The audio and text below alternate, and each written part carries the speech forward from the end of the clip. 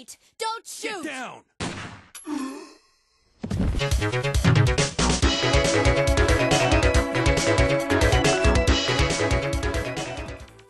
Okay, so a game developer released a game to great success, so what's the next logical step after that? Make more of them! Development on Resident Evil 2 started just... I'm sorry, hang on a sec. Resident Evil 2. Started development just 1 month after completion of the first game. Capcom knew they were onto something special by bringing survival horror onto the gaming mainstream of the home consoles, and aimed to increase the level of terror with their new title for PlayStation. The two main characters you take control of are Leon Kennedy, a rookie cop with the Raccoon City Police Department, whose first day on the job isn't going quite as planned, and Claire Redfield, the younger sister of Resi 1 protagonist Chris Redfield, who takes a trip to Raccoon City to look for her brother after he disappeared following the events of the first game.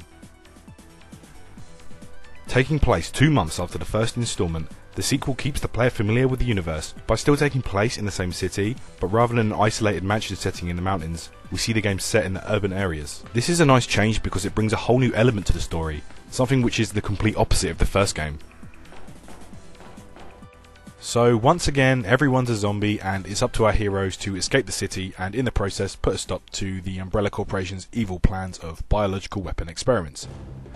The Umbrella Corporation, you ask? But weren't they taken care of in the first game? Well, my friend, what kind of a sequel would this be if there was little to no recurring plot elements from the first game? A bad one. Anyway, Umbrella continued research in the shadows after being shut down, bribing the higher-ups in Raccoon City to get away with it.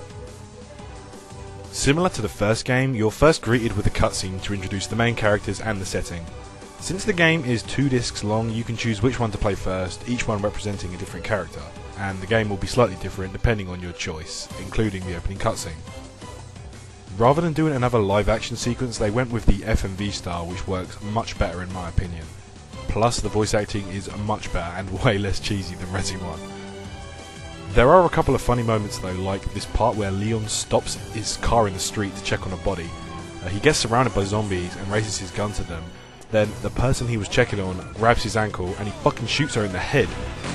What if that was just an innocent civilian who got hit by a car or something and wanted some help? Good work, Mr. Policeman. Anyway, he meets up with Claire and when they're driving away, she's talking to him about like what's going on. And he just like cuts her off. What's going on? I arrived in town and the whole place went insane. The radio's out. What an asshole. You're a cop, right? Yeah, first day. No! Now, Resident Evil 2 was actually the first game that introduced me to the series, and coming from someone that used to play these types of games as a kid, it was like nothing I'd ever seen before in a game.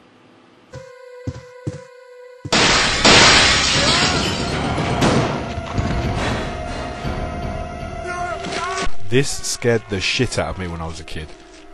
Yeah, it shocked me, it's supposed to after all, right? But it also made me want to keep playing, find out what was going on in Raccoon City, and get to the bottom of all this.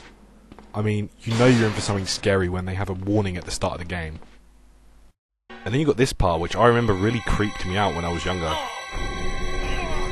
My chest! It's burning!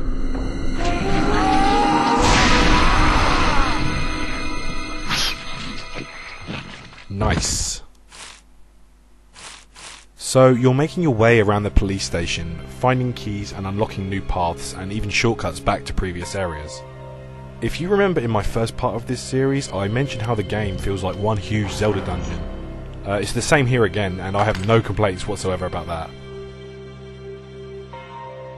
Remember that classic first zombie sequence in Resi 1? Well, you have something similar here, but it's set up way better. As you're progressing through the first area of the game, you see something crawl across a window for a split second. Okay. In the next area, you hear nothing but this dripping sound.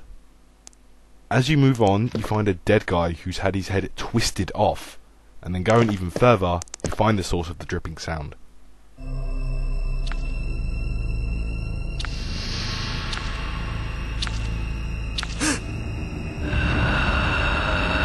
Now, isn't that just a perfect way to set the tone for the rest of the game?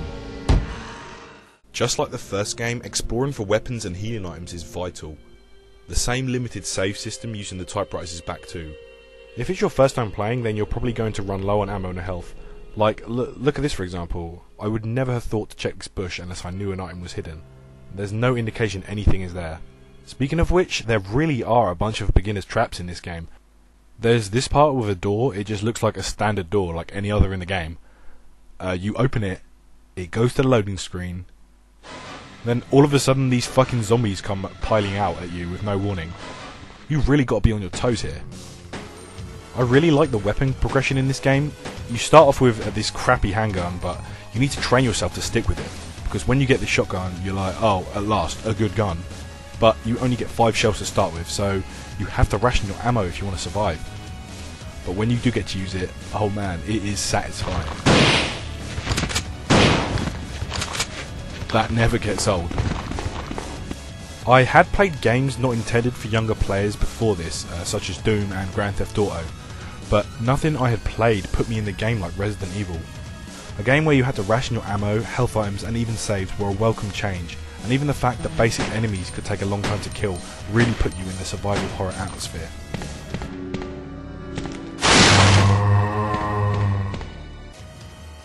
It might also be worth mentioning that this game was backed with a $5 million advertising campaign.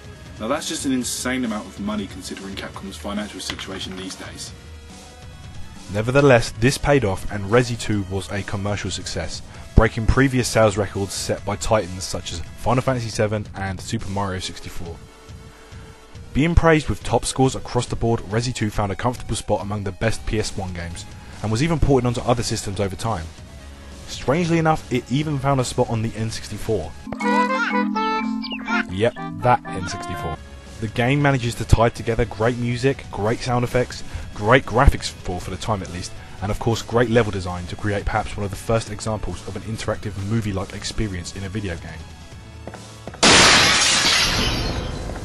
I could go on forever about this game, but all I can say is that if you haven't checked it out already, please go ahead and play it. Basically, it takes everything which was good about the first game and improves on it several times over. The perfect example of what a sequel should be. Personally, I think it deserves all the praise it gets, and it might just be one of my favourite games of all time, and easily my favourite Resident Evil game ever.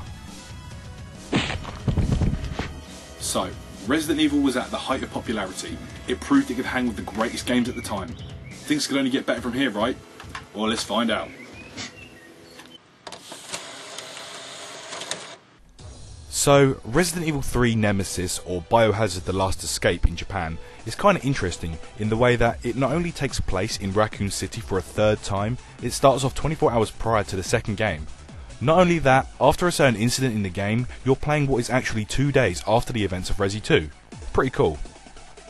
Once again, you play as Jill Valentine, who starred in the first installment alongside Chris. She's stuck in the middle of the zombie outbreak and has realised her only chance at survival is to once again go tits to the wall and fight tooth and nail to escape with her life intact. As far as the gameplay goes, there really isn't a whole lot to say. Resident Evil had by this point established the control scheme, but they did add a nice 180-degree turn, which is a lot faster than manually turning if you're in trouble and need to do some quick manoeuvring. But you will find yourself getting into those situations where, you still have trouble. There are a couple of nice new features that help spice things up along the way too, including this dodge move which helps you feel less clunky, explosive interactable items that can help you kill a bunch of enemies at once, and a randomization feature which will make each playthrough different in terms of item location and puzzle solutions. Something else which separates this game from the others is the new ammo you can make with the gunpowder you find hidden all around. You can mix different combinations of it to create powerful rounds for the grenade launcher, which you acquire later on in the game. I always find it best to stock up and create the freeze rounds. These things will make short work of almost any enemy. And of course, anyone that's played this game will never be able to forget the man of the hour.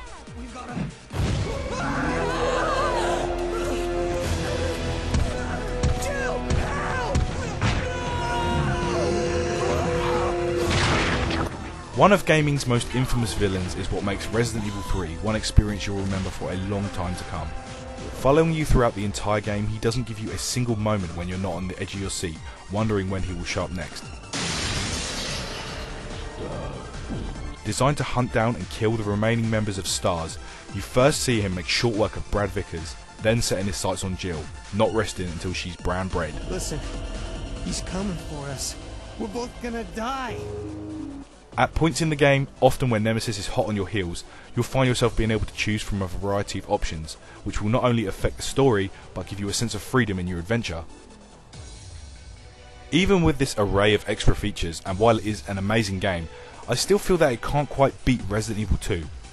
The game feels like it has a much more in-depth and epic story, and I feel the duel scenario should have been a staple by this point.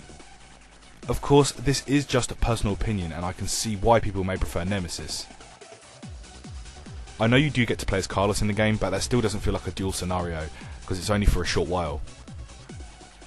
In fact, the game originally was never going to be a numbered title in the series. Capcom only called this one number 3 to keep the 3 games consistent to the PS1 console. You might argue that Resident Evil Code Veronica for the PS2 feels more like a true sequel to Resident Evil 2, but that's for another time.